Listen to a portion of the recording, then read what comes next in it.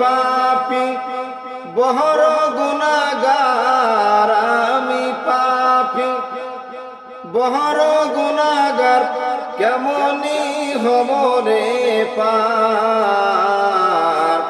মাফ করে দাও আল্লাহ তাআলা তুমি যে একবার, মাফ করে দাও আল্লাহ তাআলা তুমি যে একবার। আমি পাপী বহর গুনাহগার, আমি পাপী বহর গুনাহগার, কেমনি হব রে পার।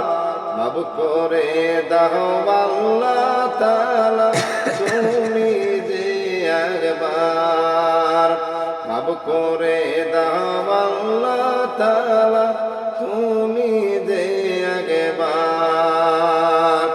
ও যুবক ভালো করে শুন, এবার মনোযোগ দিয়ে কথাগুলো শ্রবণ করো শোনো। দুনিয়ার জমিনের মুসলমান নর নারী পদ্মারের মা বোনেরা যুবক ভাইয়েরা ভালো করে কথাগুলো কান দিয়ে শ্রবণ করো শোনো।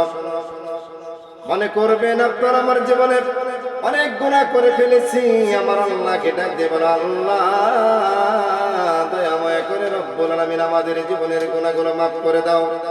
আমার আল্লাহ যদি তোমার আমার জীবনের গুনাহ মাফ করে, ঠেকাবার মতন পৃথিবীর জমিনে আর কারো নাই। আমার আল্লাহ যদি কাল কঠিন কিয়ামতের মাঠে আপনার আমার জন্য আমার আল্লাহ রব্বুল আলামিনের যদি রহমতের নজর দিয়ে আপনাকে আমাকে তাকায়, জান্নাতে চলে যাব, বাধা দেওয়ার মতো কোনো আর মানুষ থাকবে না। আমাদের জীবনে আমরা অনেক গুনাহ করেছি রে যুবক।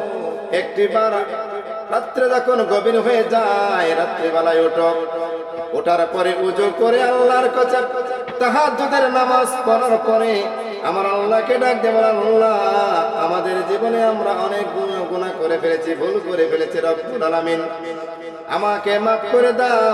যদি তুমি চোখের পানি ছড়াইতে পারো রে যুবক, তাহলে আমার আল্লাহ তোমার জীবনের সমস্ত গুনাহ আল্লাহ আমার মাফ করে দিবেন।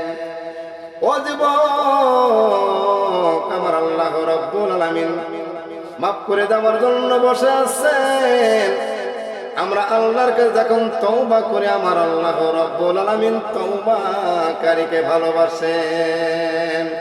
কাল কঠিন কিয়ামতের মাঠ এমন অবস্থা হয়ে যাবে প্রত্যেকটা মানুষের জীবন, কেউ কারো দিকে তাকাবে না রে যুবক, কেউ কারো দিকে দেখবে না।